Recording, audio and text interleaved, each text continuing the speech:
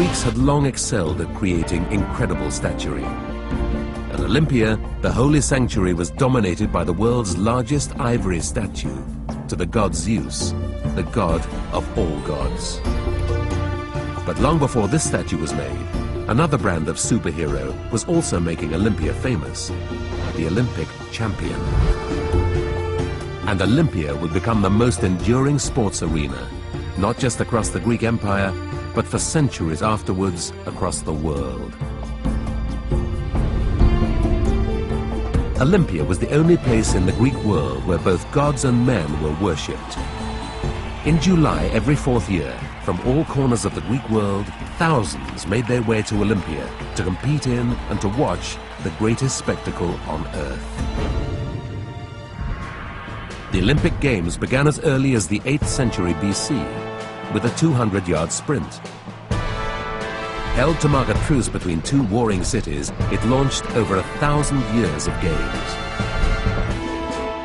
As the games grew in importance, the sanctuary of Zeus was transformed into the world's first sporting city, with training centers, baths, guest houses, and a stadium which could hold 40,000 spectators.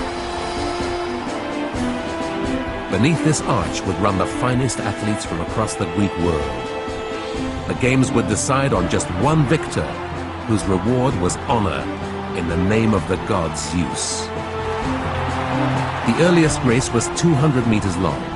Later came the 400, then the 5,000 meters, and then there was the pentathlon, running, jumping, wrestling, discus, and javelin. So many of the events of Olympia were versions of war. Men throwing spears, men throwing stones, men racing in hoplite armor, in heavy military equipment. Competitors were gradually reduced to just a final pair who would fight it out in wrestling and boxing combat.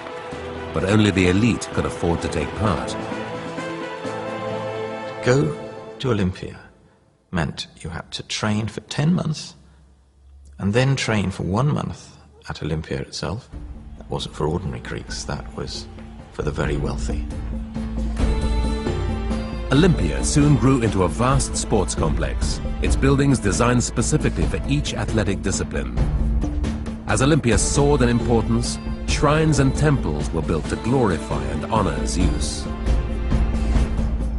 But at Olympia, champions were also honored with the first gymnasium, and next door, a school for wrestlers and boxers. But there were other, more unusual events housed in specially designed buildings.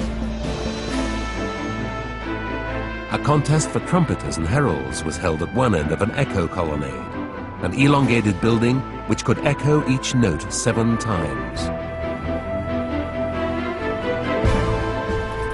There was the hippodrome, where chariot and horse racing events took place.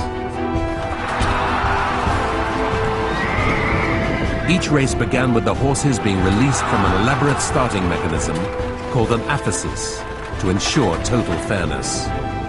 The horses raced out into the hippodrome, nearly 800 meters long. An average lap was nearly 1/3 of a mile. The Greek who won at the Olympic Games didn't get a medal of precious metal. All he got was a ribbon around his head, a palm branch to wave around the stadium, and an olive wreath to take home.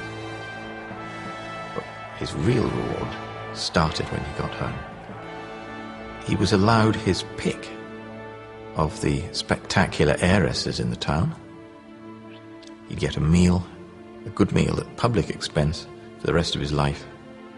And over it all, the fame he would be smiled at and pointed at for the rest of his life. The winners were recorded on statues around Olympia. Their names were even used in the Greek calendar. They named their years after Olympic winners. For the Greeks, an event was dated, the year in which such and such won. The games continued for 1200 years, until the Christian emperor Theodosius, in 394 AD, abolished them as a pagan event. Now the Olympic flame has been rekindled, And every 4 years, a torch is carried from Olympia to the modern site of the greatest show on earth.